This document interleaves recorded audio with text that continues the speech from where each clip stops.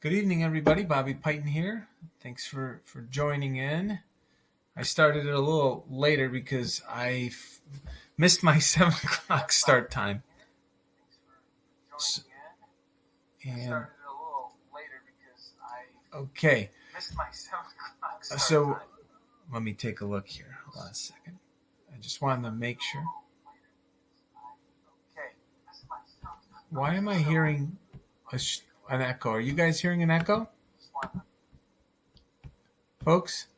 That was very weird. Sorry. So hi, I just want to say some quick hellos. Hey, Duncan Hines, Amstock, Dallas, and we got Susan, Henry.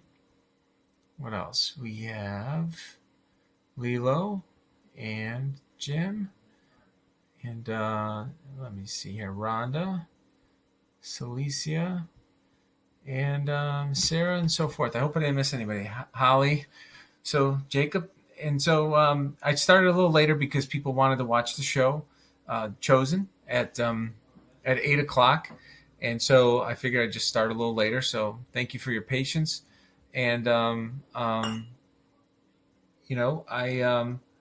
want to go over day 123, and then talk about some things that are taking place, and with regards to the world around us. And in particular, I did find it kind of interesting. I'm not exactly sure why, but I'll kind of start with what was on my mind after the school board meeting yesterday. I mentioned that abortion figure that is often cited quite a bit. That there's between 600,000 and 1 million abortions a year. And so I couldn't help but think that, they've said that there's been 61 million abortions since Roe v. Wade. And I never really dove into it to be like, okay, well, what does that number really look like? How many people are of childbearing age? How many women that is in the United States, and so forth. So I did the analysis, and I found that if there's about 73 million women right now. Now, keep in mind, folks, the country was a lot smaller in the early 80s than it is today. And I think in 1980, if you just said, population of the U.S. in 1980, okay, it was 226 million. So keep in mind that these numbers would have been sky high, right? That would have been suggesting that, one in every three women, was having an abortion, which is crazy.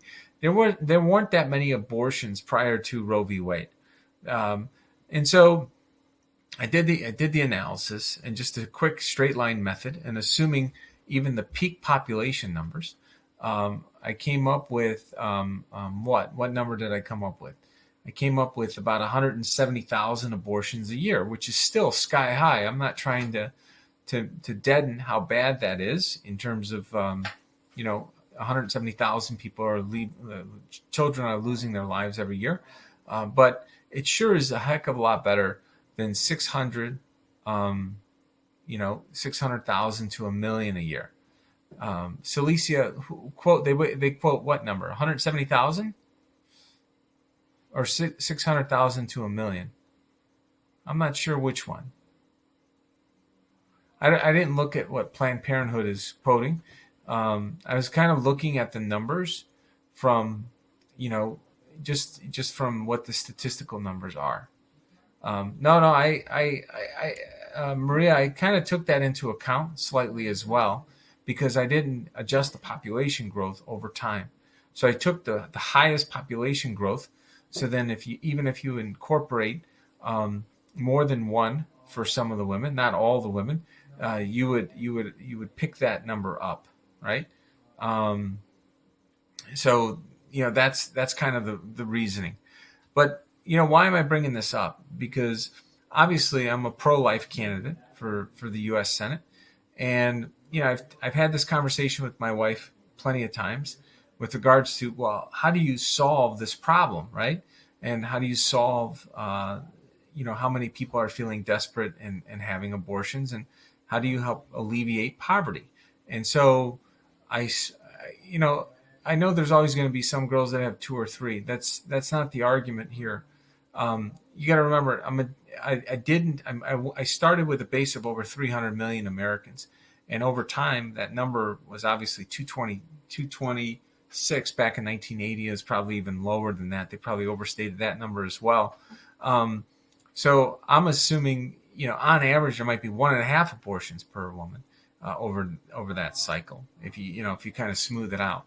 But anyways, going to this concept of, okay, well, how do you solve this problem as a society? Like, what do we do to help solve this problem? And at first glance, if there was 1 million babies being killed every year, right? I could see what a lot of people would think. It's like, who's going to raise 1 million babies, right? These babies that are being killed by abortion, that's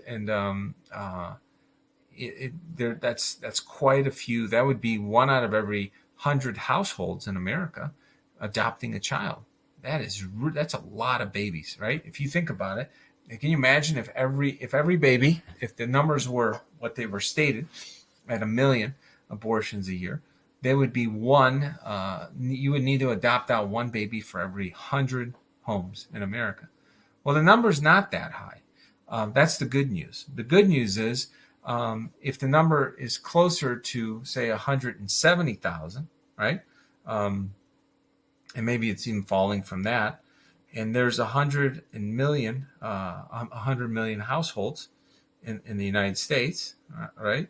So then that means that to solve this problem, we need 1 person to adopt a child for every 588 households, right?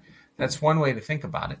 1 for every 588 households. Now, I think that if you combine, my wife, one of the things my wife has talked about is improving the education. Not this crap that they're teaching with regards to kids. Teaching promiscuity and showing pornography to kids in the school system. I mean, everybody's kind of heard about that. That's a serious problem, and it should be prosecuted. I do believe that the schools that are doing this, the teachers and any of the administrators that do this, that they get prosecuted for basically sexual material, right? Showing sexual material to a minor is against the law, and these teachers should be prosecuted for doing such a thing. But Maria, I'm not disputing that 1 in 588 families is still too many. That's not what I'm talking about here. And I agree with you. We should stop sexualizing children. And, there's a lot of other things that we can have done through public policy to minimize the number of children being executed. The numbers, Susan, I did an informal survey. Believe it or not, I did an informal survey. One of my banned Twitter accounts a ways back, and I asked people to respond, and they, believe it or not, they responded. I said, this question is for all the women out there who have had an abortion. And I was surprised, by how many women responded. And I said, but this was the question that I had asked. I said, of all the women, that have had an abortion, how many of you might have, how many of you regretted it? That was the question. What percentage of you regretted having an abortion? Did you wish you would have had a different option? Instead of, basically, lifetime of guilt and regret and all this other stuff, right? So believe it or not, folks, it was like 50%. So 50%, think about that. 50% of women who have had an abortion on this informal survey. Like, I don't know who would lie about such a thing, right? It'd be kind of weird to do this, to say that you had an abortion and then you lie and say that half of you regretted it. But anyways, what I think what was interesting about that number is, my wife was talking to me about post postpartum or prepartum depression. So there's a lot of people that suffer from, not a lot, I guess, I don't know what the statistics are, but there's a decent number of women that suffer from postpartum depression after giving birth to a child, and they get very depressed, and you got to be very careful because it can lead to really bad effects, right? And sometimes women become suicidal and everything else. Well, it turns out that prepartum depression is also a very serious issue. So some women get super depressed before the child is born, and they might have body image problems that they're facing. They might be scared. There's a lot of things that kind of set in right before a woman has a child, and this prepartum depression that takes place. So just imagine if someone was depressed in any other part of our society. So if you took a child, a high school kid, an adult, and they went to go see a therapist, and they were depressed, and during their depression, the therapist basically told them, you should kill yourself, right? You should kill yourself if you're depressed. How would the American public react? How would the court system react if you told someone who is depressed, and you were a therapist, that you should kill yourself if you were depressed instead of seeking medicine, because you had some friends that owned a funeral home in the neighborhood, So anyways, you would be outraged. It would be a crime, and so forth. And of course, this is what they do to a lot of women. There's a lot of women suffering from prepartum depression, and during their moment of weakness, instead of trying to give them the support they need, get them the help that they need to deal with the stress that's being caused on them, they encourage them to slaughter their own baby. Right? It's the most evil thing imaginable that they do this, and there's nobody who really speaks out about it in these terms. So one of the things I will definitely do is bring this up, and I will explain these perspectives. And so I'll say that, why are the Democrats lying about how many babies are being slaughtered?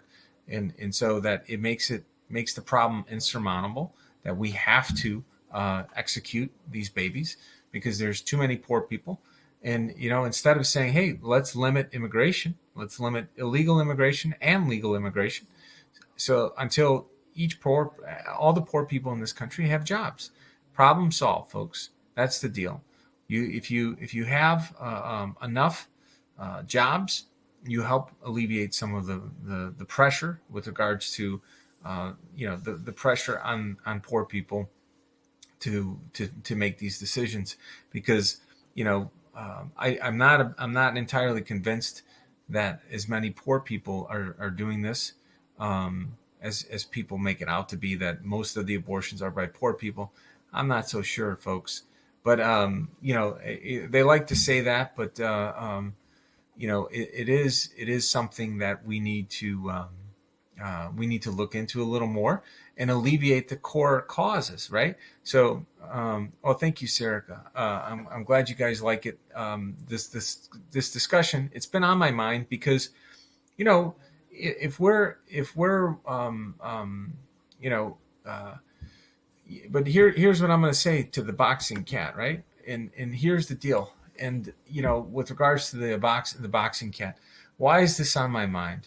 Okay, and when I'm going over the Bible, I'm thinking about all these problems that we have as a society right now, and I think it does tie into the readings, folks. So I know this is a long-winded discussion, right? I'm pretty good at that. I do have a lot of hot air. So anyways, as I'm kind of going through, with this discuss, thinking about this, thinking about where we are as a nation, thinking about how they're trying to kill us, right? There's a lot of people that are trying to kill us, and how did we get to this point? Where do we get to the point where people want to harm other people so freely, even people with differing views. Now, don't get me wrong. I get very upset, just like everybody else. There's a lot of evil people, right? But it doesn't mean I want to harm them, and I don't think that that's ever going to be the solution. You'll be in a virtuous hellish cycle. um, the school board is the meeting is uploaded on it is uploaded on Telegram, and I think I posted on YouTube as well, not YouTube but Twitter. But we can't defeat evil with other evil. We can't try to even the score by doing bad things back. It's never going to work.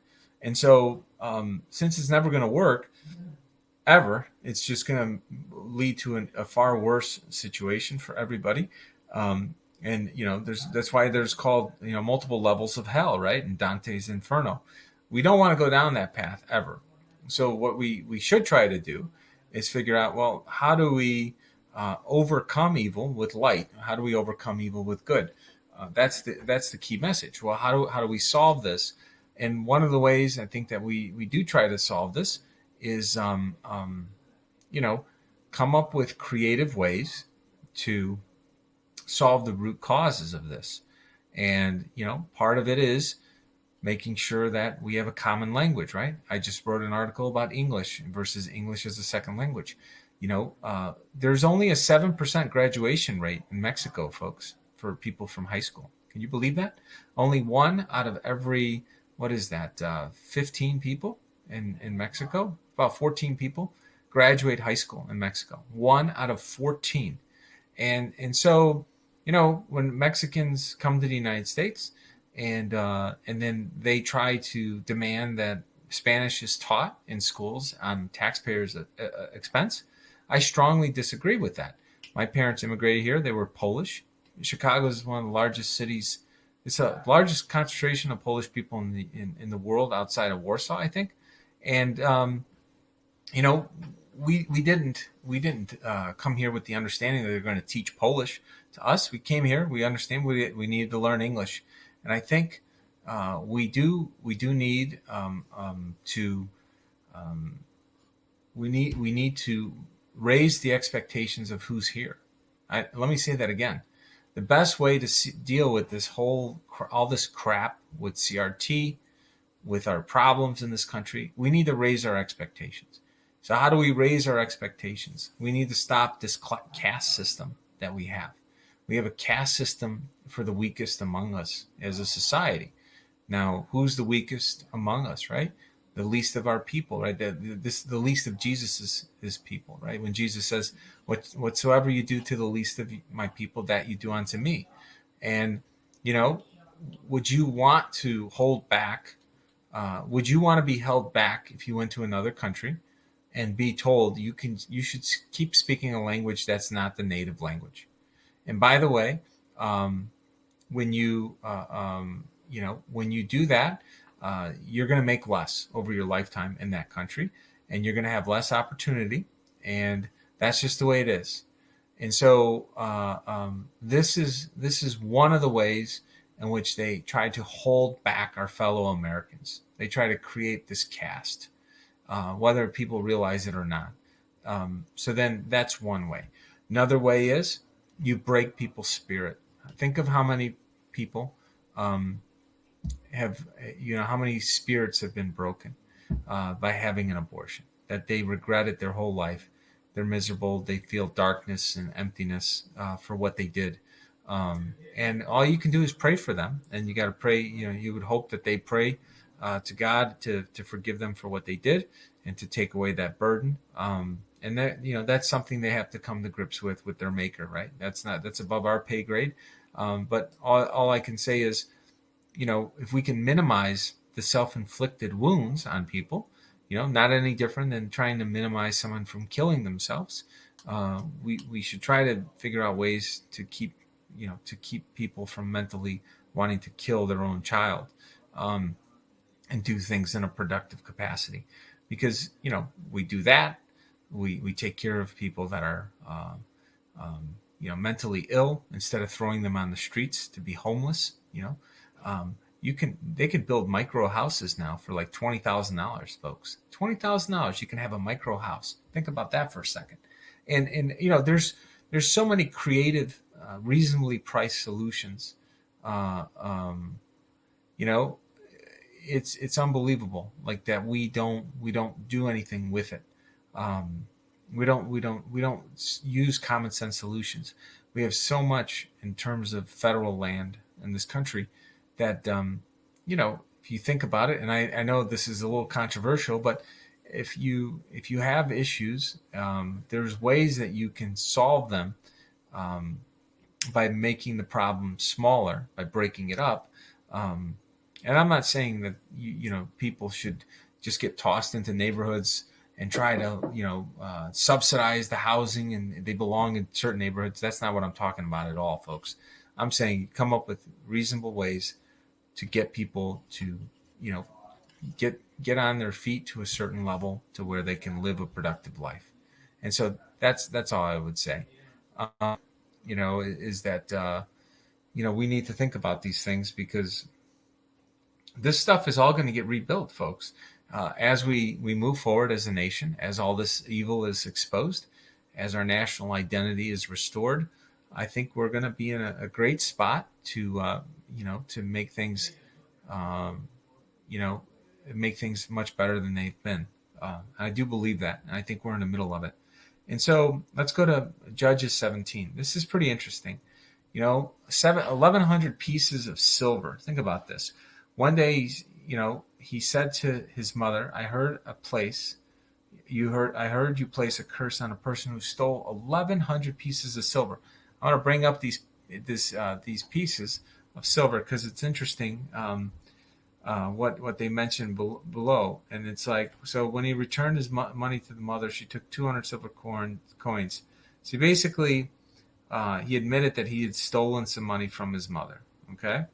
And he had stolen, I think, 200 pieces of silver. And what was interesting about that, right? So somebody stole 1,100 pieces of silver, okay? But then the son saying he stole 200 pieces of silver and then gave the silver back, okay? Now, 200 pieces of silver, folks, this wasn't a time when they were debasing the money supply like it is today, right? 10 pieces of silver, right in the same Judges 17. You'll see that a Levite from Bethlehem was looking for a place to live. Stay here with me, and I will, and you could be a father and priest to me. I will give you 10 pieces of silver a year. So, to think about 200 pieces of silver, that's 20 years of paying for this priest to live with them. Now, when you think about that with regards to 1,100 pieces of silver, that's 110 years, right? That's quite a bit. 110 years worth of silver was stolen from his mother. He stole 20 years worth of silver. So anyways, I wanted to point that out because, just imagine if you, in our terms, 200 pieces of silver being stolen, right? The son basically did what? If the average American is making $60,000 a year, the son stole $1.2 million, right? He stole $1.2 million from his mom, which is absolutely amazing that, that she was very calm about the whole thing. I don't know how many parents would really be that calm if their child stole $1.2 million from them. It's a heck of a lot of money. And then, obviously somebody else stole $5 million from his mom in today's terms. So I'm just trying to give you guys some perspective. When you think about these stories and you think about how crazy it was back then, that this, the grace, so to speak, and the level of forgiveness that had to be had, to do such a thing and to be able to forgive and so forth. Anyways, let's go to Judges 18. Now, this was pretty crazy, right? This was the tribe of Dan. So Dan ended up coming into this area. He sees this town. He sees all this wealth and success. He goes and sends off his army they go and get 600 men from the tribe of Dan, and then they come over and they basically justify a war, right? Isn't that something? We've kind of seen similar situations in our history. They come up with an excuse to attack a country and steal their stuff. And so here we are in the Bible. This story about Dan is explaining how people pervert religion to steal other people's stuff. And there's nothing worse than that. And this is a horrible thing that we've seen happen in the name of Americans, right? Because we got to remember, we elected these officials. So whether we like it or not, if we don't watch what they're doing, it's a reflection on us. And so I think one of the big takeaways that I would say we have to have with what's taking place in this world and what we're going through as a nation right now is we need to be disgusted, and we need to stay disgusted until we resolve these problems. And this is just this story of Dan. It turns my stomach, right? When you hear about what we've done in some of these countries. I do think they've exaggerated the number of killings. They do it on purpose. I think to spark fear in these countries. But there's no doubt there's been an incredible number of killings. In Iraq, and Afghanistan, and all these these other countries that we've gone to, folks. Do you know what happened with regards to why we were in Afghanistan? We were in there for two core reasons. Nobody really talks about it. Kim, I'm going to say that there's no question that they are buying this stuff, but we can solve all this very quickly. You'd be surprised. If you got me and if I get into office as a U.S. Senator and I work with some real patriots, we can get this solved in like 3-6 months. I've already started talking to some good friends that I've met over the years in graduate school, in my professional life, and and here's my economic policy. So here I'm going to share a little bit of what one of my goals would be as a U.S. Senator if I were to get elected. Okay, so here's the deal. There's three prongs to my first economic policy. As I'm doing all this voter stuff, one of the things I'm doing is I'm looking at all the counties in the country. There's 3,113 counties or so. And I'm looking at, obviously as a U.S. Senator, the goal wouldn't just be what's best for Illinois. It's also to think about what's best for the United States. And, that's my view. Obviously, my allegiance is to America first. And obviously, I'm going to want to see Illinois thrive if I was an Illinois U.S. Senator. But it's also to figure out ways to solve problems that the country faces, right? That's what you would hope, right? The representative should be, the local state issue. And then, in terms of really honing in on the bigger national issues, this is what I would try to do, okay, out of the gate. So one of the first things I would try to do is figure out how to onshore all of our manufacturing. At least 2/3 up to 75% of every industry, every single industry that produces everything that we consume in this country, I would want 2/3 to 75% of that capacity on U.S. soil. That would be my goal. And so I think that we have the resources, we have the people, we have plenty of people that can do this. And we can, if we have a shortage of people, this is where you invest in automation. You invest in technologies if we have a shortage of people. Now, that's one of the things I would do. The second prong would be to figure out where the infrastructure is spent based on the population centers that would fit the needs of all this manufacturing coming back on shore. So it would be that would be another prong, right? I think there will be an infrastructure bill of some sort, but I would try to figure out what does the infrastructure really need to look like based on the populations that are already in place, and how do we maximize the infrastructure for the next 50 years, 50 to 100 years, not just overspending the infrastructure. Maybe we can do it a little better by building into areas that we don't have and just kind of rip out the other stuff and not replace it. There's no reason that you always have to replace something.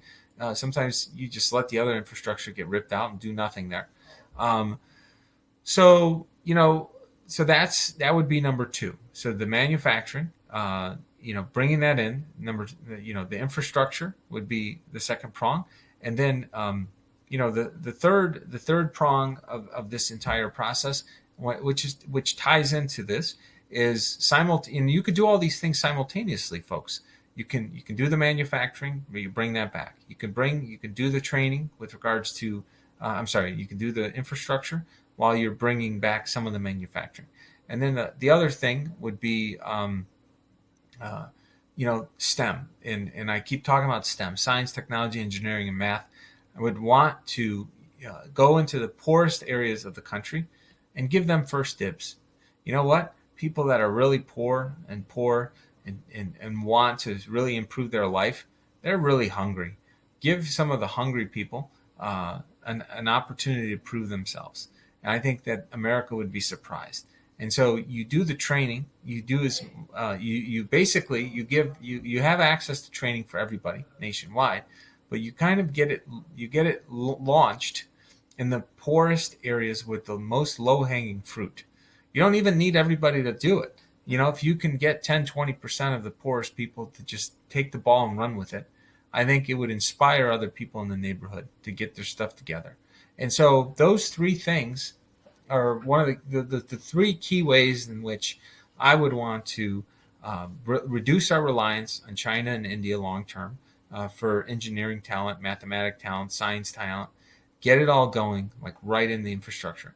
The other thing I would do, we used to, if anybody remembers this, 20, 30, even 40 years ago, I remember reading about all this, and I don't know what the hell happened. We got screwed, but we used to do a lot of core sciences.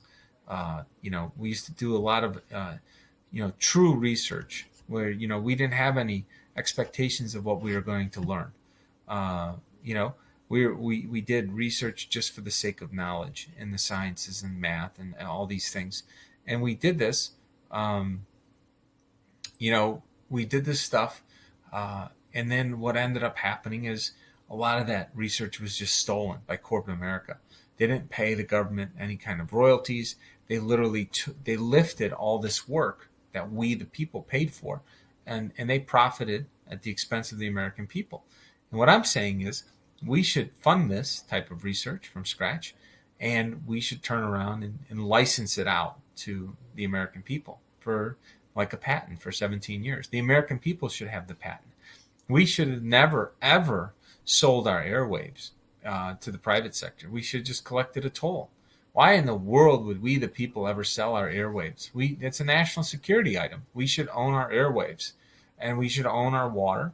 And there's certain things that we, the people, should never, ever have sold. And frankly, we could take it right back. Eminent domain. We can say, you know what? This should have never been sold. We're just taking it back. We're not selling our damn airwaves.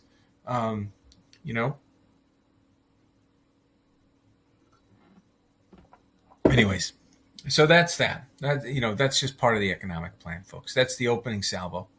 So, we got a lot of work to do onward. Yeah, Obama did a lot of bad stuff. That's definitely one of the worst things that he did. But all I'm saying is, when we see all the bad things that were done, right, for the profiting of the few. So 300 million Americans were made, 300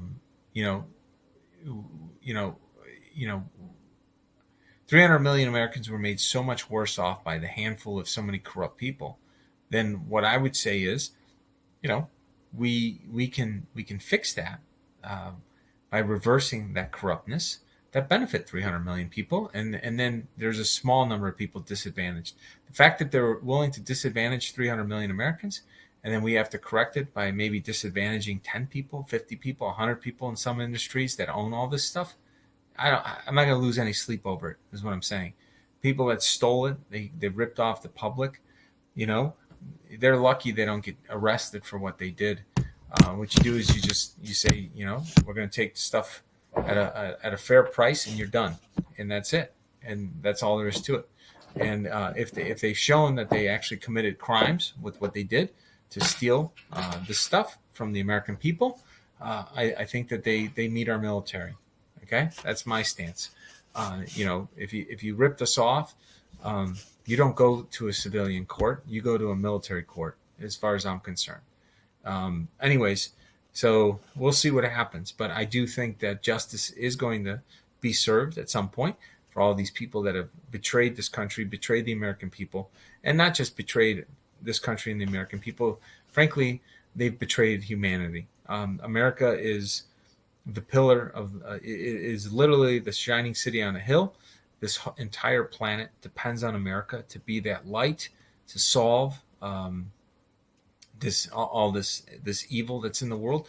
We're kind of like the solving center, right? We help solve and figure out how to solve these problems that have dogged the human species for thousands of years. And the fact that such a small, corrupt group of people can cause so much damage, it's a huge problem. Anyways, so let's go to John 3. So I tell you the truth, unless you are born again, you cannot see the kingdom of God. That's what Jesus said. And then I assure you, no one can enter the kingdom of God without being born of water and the Spirit. Humans can reproduce only human life, but the Holy Spirit gives birth to spiritual life. So don't be surprised when I say you must be born again. The wind blows whenever it wants, just as you can hear the wind, but can't tell where it comes from or where it is going. So you can't explain how people are born of the Spirit. How are these things possible? Nicodemus asked. You are a respected Jewish teacher, and yet you don't understand these things. I assure you. We tell you what we know and have seen, and yet you won't believe our testimony. But if you don't believe me when I tell you about earthly things, how can you possibly believe if I tell you about heavenly things? No one has ever gone, No one has ever gone to heaven and returned, but the Son of Man has come down from heaven.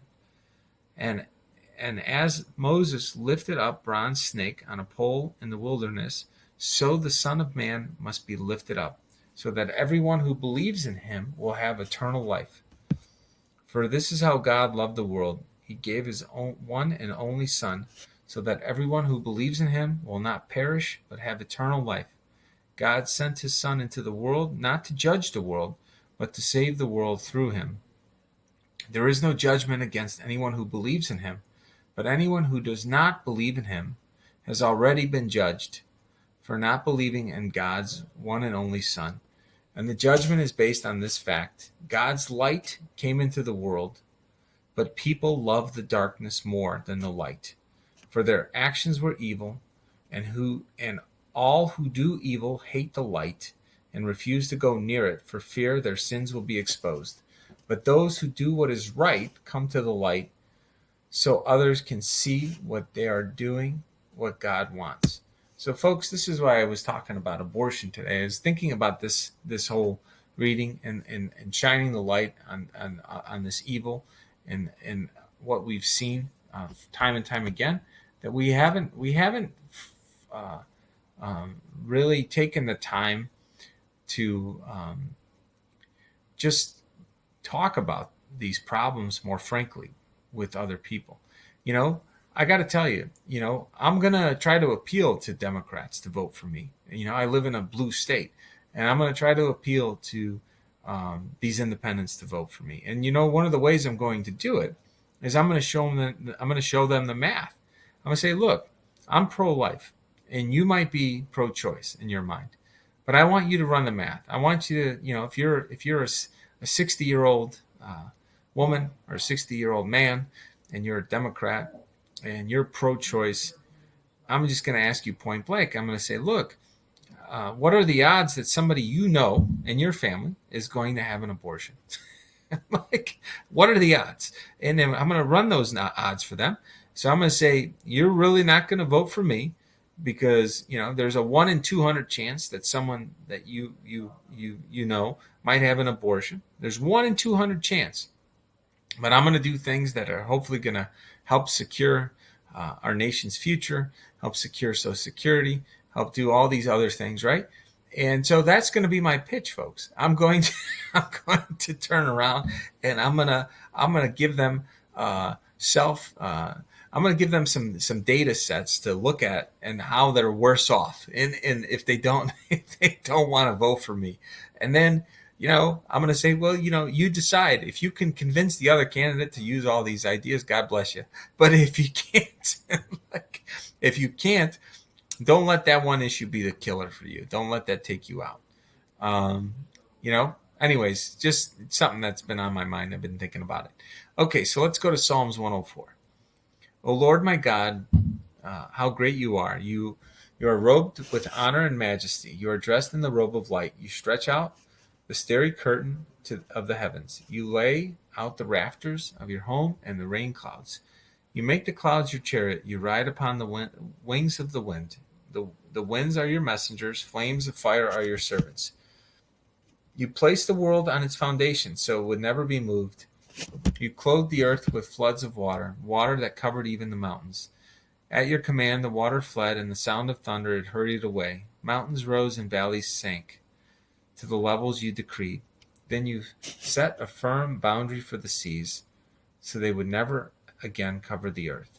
You make springs pour water into the ravines, so streams gush down from the mountains.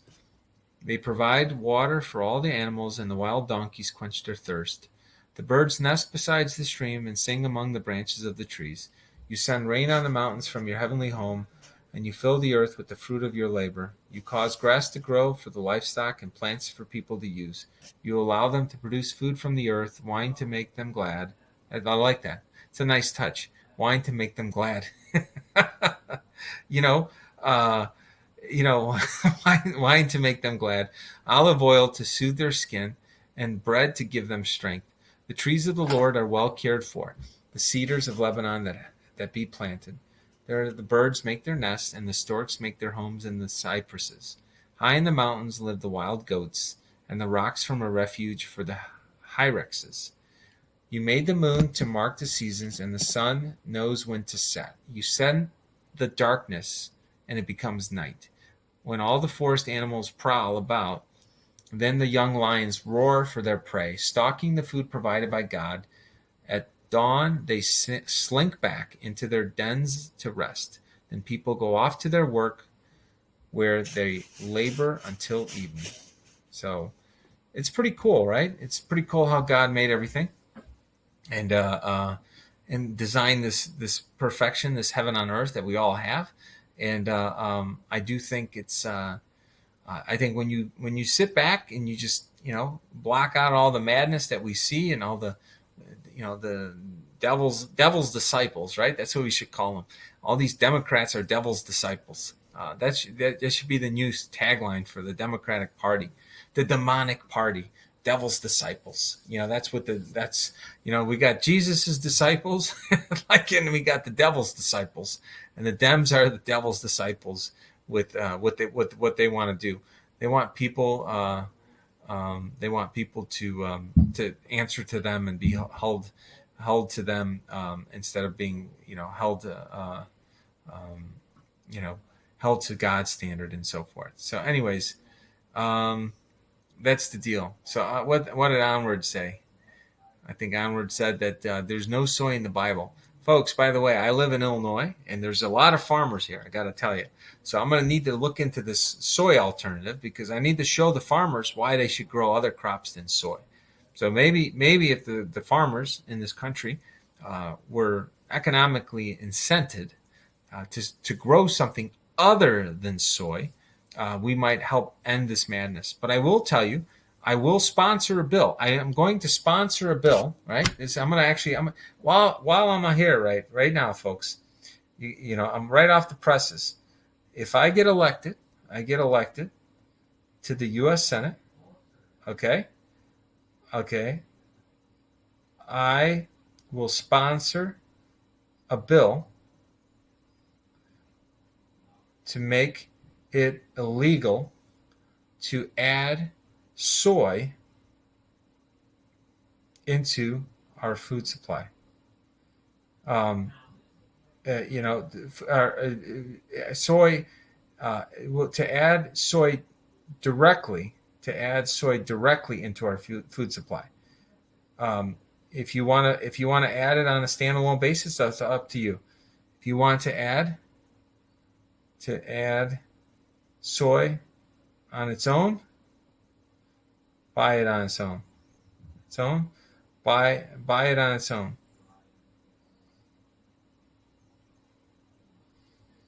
Anyways, that's the deal. Too many feminine men. And we need to reverse this. We need to reverse this madness. That's it, folks. You just inspired me to tweet this. That's how my mind works. Just get it out there. And you know, somebody was telling me, they go, Bobby, you're just fearless with public policy. And I said, look, it's not really complicated. I think about a lot of these things, and it may seem as though I'm just being impulsive, right? That sometimes I'm being impulsive, but I'm not being impulsive. I've thought a lot about this issue, and you know, sometimes it's a function of timing.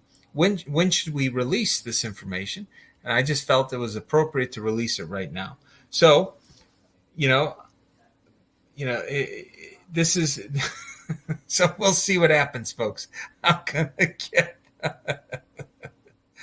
So, anyways, that's the deal. We'll see. We'll see how many people say something about that one. Anyways, Bobby has introduced in program tweeting and popcorn eating. That was pretty funny. I like this one. Program tweeting and popcorn eating. I like that one. That's a good shirt. So anyways, no, I'm a huge believer in research. And I do think that the people of this country, not relying on government, we need to have a better structure to crowdsource insights and knowledge. And I've been thinking a lot about this and like how to create something to aggregate the wisdom of us as a nation. And, so pinned by Bobby Piton. What is that? Who's this guy? Hey, who's pinned by Bobby Piton? I don't know who that is. That's pretty funny. I'm not sure who that is, but so a couple things, okay? We could talk about that later, but it's something that I've been working on. By the way, the movie is on Saturday. There's going to be an hour of discussion, I think, in the theater. It's going to be in Arizona, so I'm not sure if I'm going to be allowed to be. I'm not allowed if I'm going to be speaking on that part. But I was asked to go onto. I was asked to go on to the Q&A session afterwards. With regards to, I think it's at 9:00 Central Standard Time. So, folks, I want to say that I'm going to I need to do the Bible thing on Saturday morning. We talked about this, I think, earlier in the week. So Saturday, I'm going to do the Bible. Let's shoot for 8:00. Now, keep in mind the other thing. What is this crap? Thank you for the comment. Oh boy, what is this? Anyways, so here's the deal: is I'm going to do the rosary for the movie and the success of the movie, so that the word gets out. I'll probably do that. I'm going to probably shoot for 7 or 8 a.m. I'll find out for sure. So let's shoot for like 8 a.m. So I'm going to do the rosary at 8 a.m. and then I'm going to try to do the Bible at 9 a.m. So I'll do a quick rosary. Actually, I'll do the Bible right after the rosary. So I'm like doing a stealth rosary now. I could do it in like 30 minutes. So if I do the rosary at 8 a.m., do the Bible at 8:30, and that's the deal, folks. because I think that you know, RF radiation is trying to prevent the RFA radiation lawsuits that lead to blood and bone cancers. Man, we just have so many ways they're trying to kill us every which way right now. It's pretty crazy to say the least. So I'm gonna look into that, folks, with regards to doing that. On Friday, I'm gonna go see somebody who I was invited to go see them on Friday. Um, Hold on a second, I gotta pull the thing, but so I'm gonna have to do that as well with regards to um, uh, do an earlier session. So Friday, I'd like to get the Bible out of the way at 7 a.m. So Friday, which is tomorrow's Thursday. Oh man! So tomorrow, here's the deal. So tomorrow, I'm going to be on Ann Vandersteel's show again, and I have to be on at 8 p.m. So here's the deal. Tomorrow, I need to do this. I can't forget 7 p.m. We got to do this tomorrow at 7 p.m. And then we got to do Friday at 7 a.m. so my schedule is kind of all over the place right now. So I got to do the Bible tomorrow, 7 p.m. Central Standard Time. And then on Friday, I need to do 7 a.m. Okay, so 7 a.m. on Friday morning, 7 p.m. tomorrow. Okay, let's make sure. So sorry, Amstock. I'm sorry that's kind of messing you up, but I kind of have no choice because the producer of the movie called me up and asked me if I would be okay doing the Ann Vandersteel show. I got to be on there around 8, but I think Michael Flynn is going to be on there.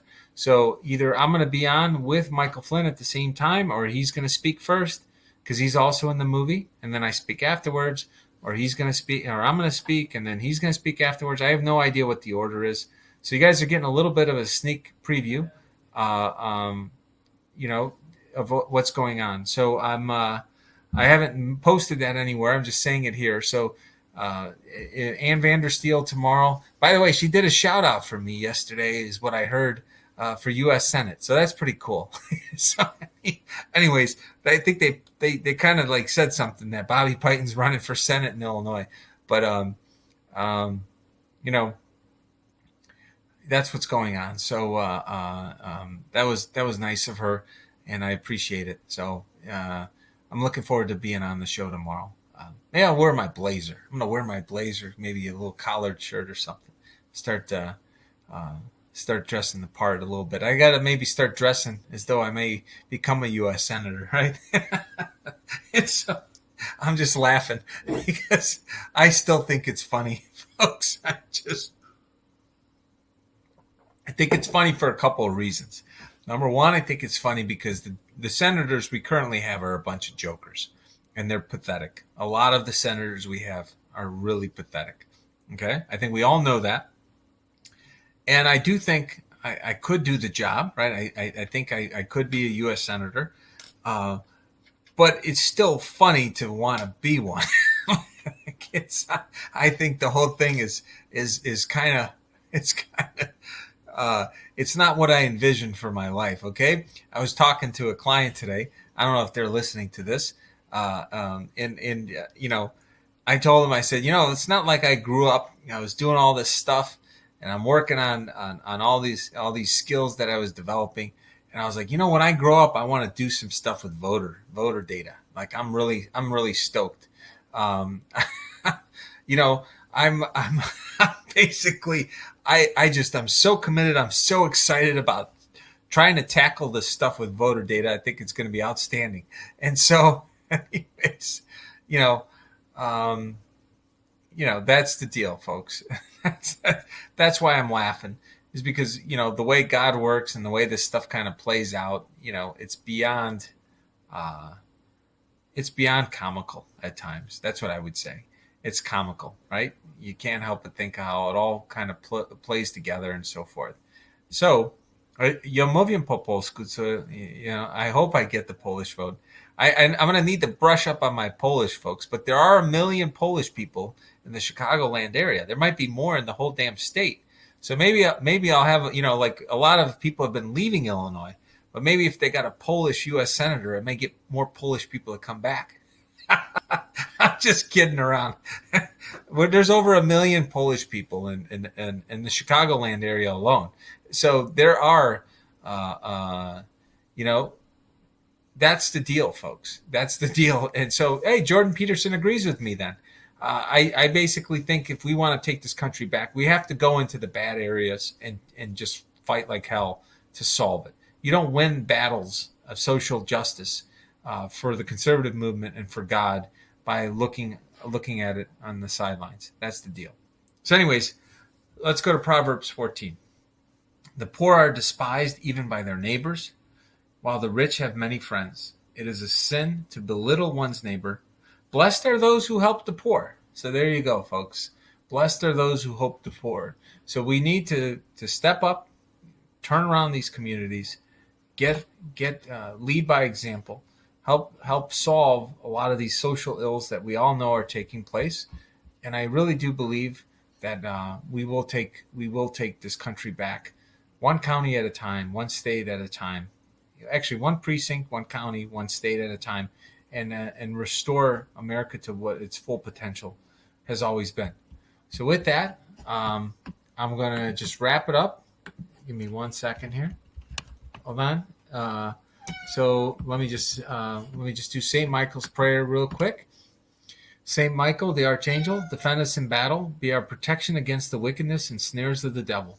May God rebuke him, we humbly pray, and do thou, O Prince of thy heavenly host, by the power of God, thrust into hell Satan and all the evil spirits who wander through the world for the ruin of souls. So with that, I just want to say God bless you. God bless your family and friends. May God continue to bless the greatest nation in the history of the world. May peace be with you. And if you don't have peace, get involved. Take over the school boards, folks. That's the most important spot that we all need to be getting into. Dig in and find out everything you can about every single person on your school boards.